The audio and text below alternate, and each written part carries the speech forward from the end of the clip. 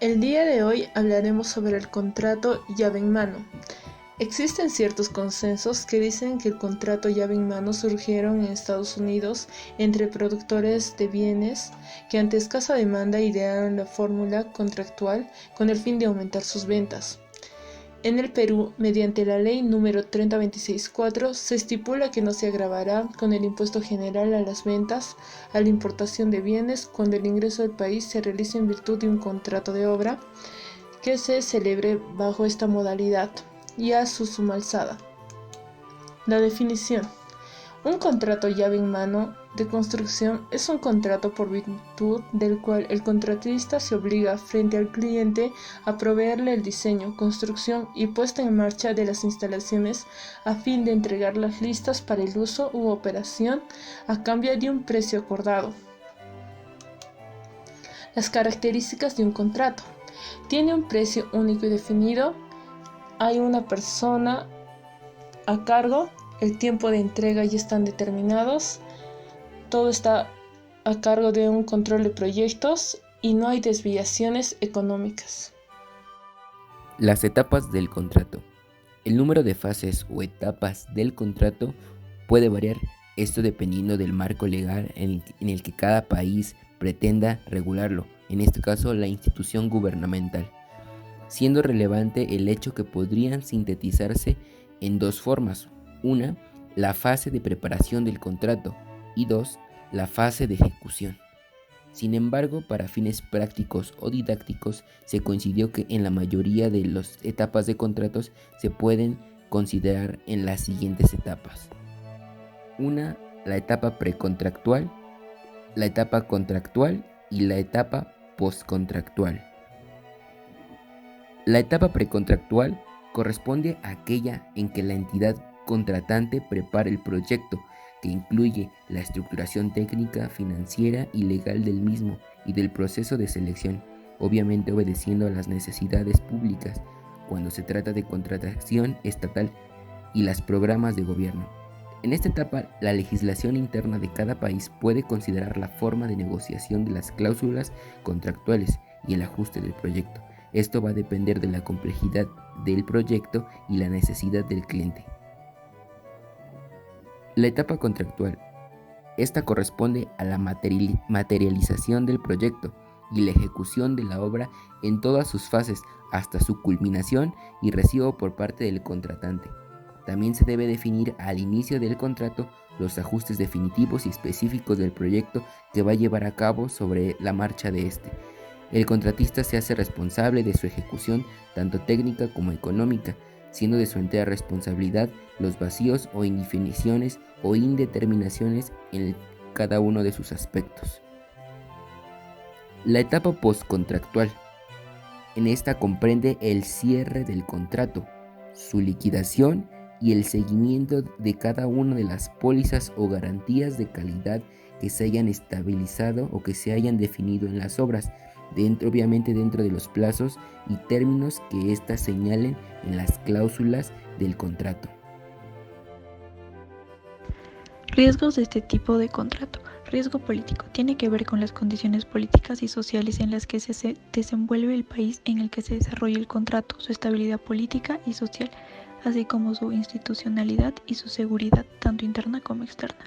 Riesgo legal hace referencia a la estabilidad e invariabilidad de la legislación interna, particularmente en aquellos aspectos con incidencia directa en las obras como el tributario, financiero y laboral. De igual manera, se relaciona con la existencia de garantías judiciales y procesales a las cuales pueden acudir el contratista. El riesgo cambiario corresponde a la fluctuación de la moneda interior del país en el que se desarrolla el proyecto, por afecciones internas o externas que inciden en la tasa de cambio internacional.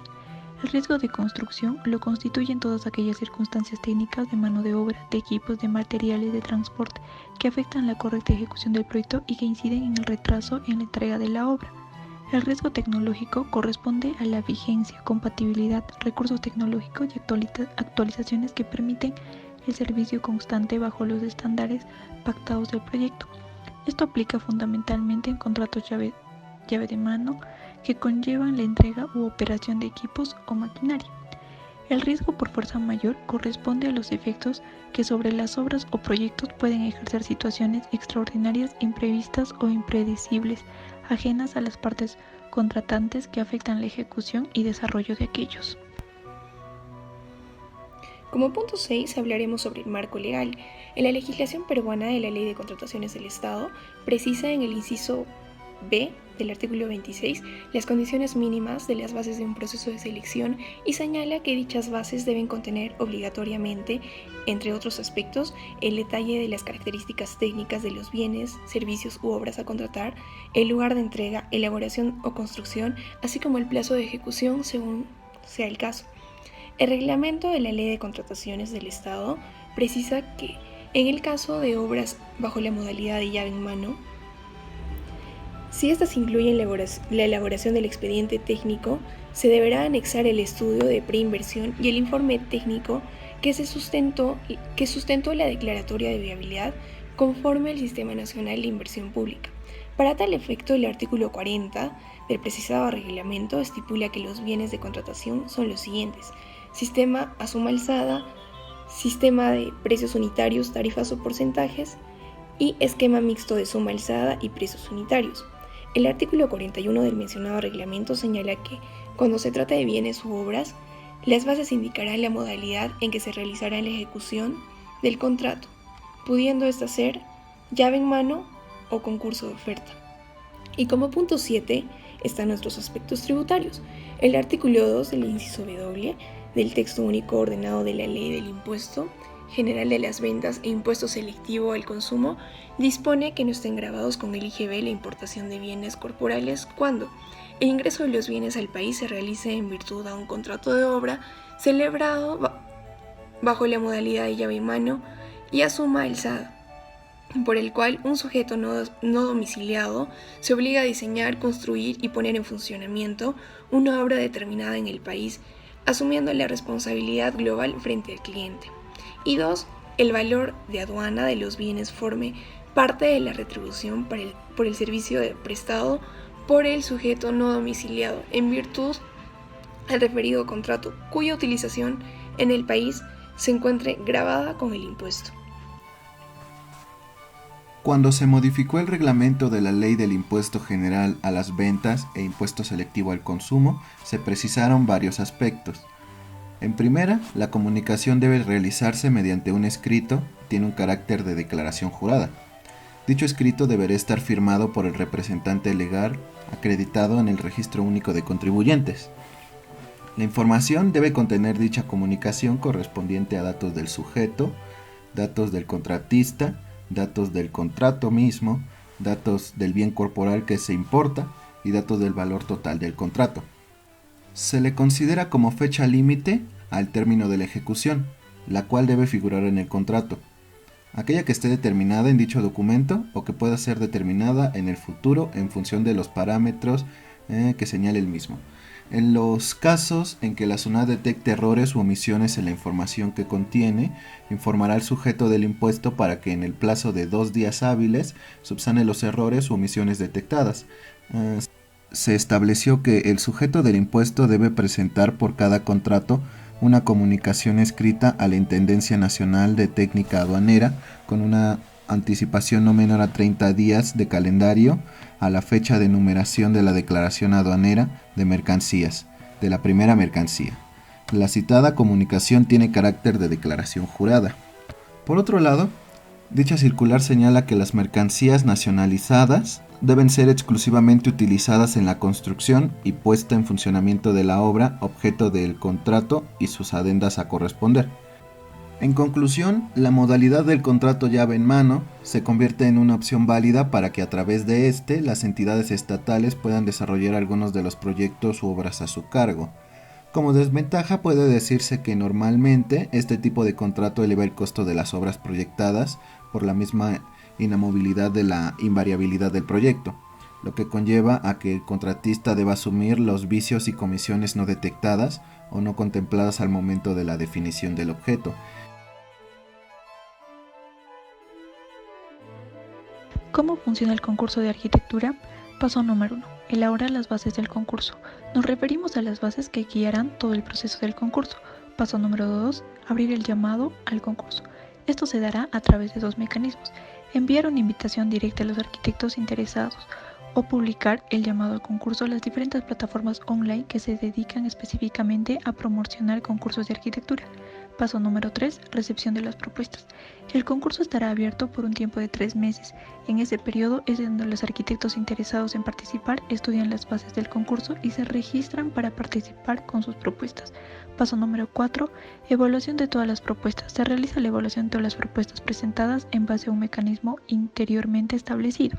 Se evaluará criterios técnicos, económicos, como requerimientos y necesidades. El proceso de evaluación será llevado a cabo por el jurado previamente invitado a participar. Paso número 5. Desarrollo del proyecto final. Una vez que se han evaluado las propuestas presentadas, se les comunicará los resultados a todos los arquitectos participantes y se procederá a hacer entrega del premio económico al primer y segundo lugar. Nos pondremos en contacto con los ganadores del concurso, se les hará entrega del 40% del premio económico y se procederá a solicitarles que desarrollen el proyecto final con todos los planos y detalles técnicos requeridos. El equipo de arquitectos ganadores se les dará un plazo máximo de 2 meses para que elaboren todos los planos y detalles técnicos requeridos. Paso número 6. Recepción del proyecto final. Una vez que el equipo ganador ha entregado en tiempo y forma el diseño final del proyecto, la relación del trabajo se dará por terminada y se procederá a pagarle el 60% restante del premio económico que han ganado. Paso número 7. Comienza la construcción del proyecto. ¿Qué son las bases del concurso? Las bases del concurso es el documento oficial que va a regir y a orientar todo el proceso del llamado a concurso. Es un documento donde debe quedar muy claro cuáles son los derechos y obligaciones de los arquitectos que deciden participar en el concurso. En las bases del concurso quedarán también muy definidos y detalladas los requerimientos para el proyecto que se desea ejecutar, un cronograma con los tiempos de cada etapa y todas las condiciones que rigen el llamado a concurso. Algunos de los puntos que se toman como referencia para las bases del concurso son los requerimientos e ideas que se busca para el proyecto, fechas y plazos que los arquitectos deben determinar y que deben respetar, registrarse en el concurso, plazo para formular y responder todas las preguntas de los arquitectos participantes, fecha límite para la presentación de todas las propuestas para llevarse a cabo, explicar quién va a formar parte del jurado y obviamente el método de evaluación para las propuestas que se van a presentar, cuándo y cómo se publicarán los resultados del concurso y detallar los premios económicos para los ganadores del concurso y la forma de cómo se les hará entrega de los mismos. Dentro del proceso de elaboración de las bases del concurso se definirá un estudio para lograr el mejor diseño, optimizando los costos en base al presupuesto que se dispone, cuántos metros cuadrados se debe de tener en el proyecto y cuándo y cada una de las habitaciones que se necesitan, qué tipos de diseño es el mejor que se adapta a las necesidades con todas las características locales, qué tipos de materiales y tecnologías constructivas se deben aplicar convenientemente o idóneamente a lo que se requiere, la tipología o la forma del proyecto y el más adecuado al terreno o que se adecue a la orientación de las características físicas del terreno. Este punto es muy importante ya que las bases del concurso son las que nos van a definir y nos van a respetar las características que vamos a tener en el proyecto. Este documento debemos de tenerlo bien en claro y estudiado para elaborar el proyecto que se va a llevar a cabo. Se reciben 2 tipos de información que permitirán solicitar el permiso de construcción al municipio correspondiente y solicitar el presupuesto a una empresa constructora. Todos los planos y memorias técnicas que se reciban habrán sido claramente definidos en los términos de referencia. A modo general, los planos técnicos que se reciben son los siguientes: planos de cada planta, nivel de la casa, cortes, secciones, elevaciones exterior e interior de fachada, planos de funciones y cimentaciones, planos de cimentaciones, planos estructurales, planos de techo cubierta,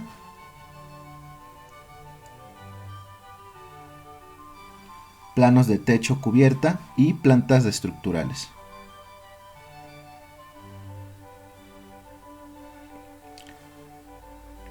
Planos de techo cubierta detalles estructurales y, como otro punto, la memoria descriptiva. Es un documento técnico que permitirá completar la información que aparece en los planos, pudiendo hacer referencia a los detalles técnicos de la casa de modo más explícito.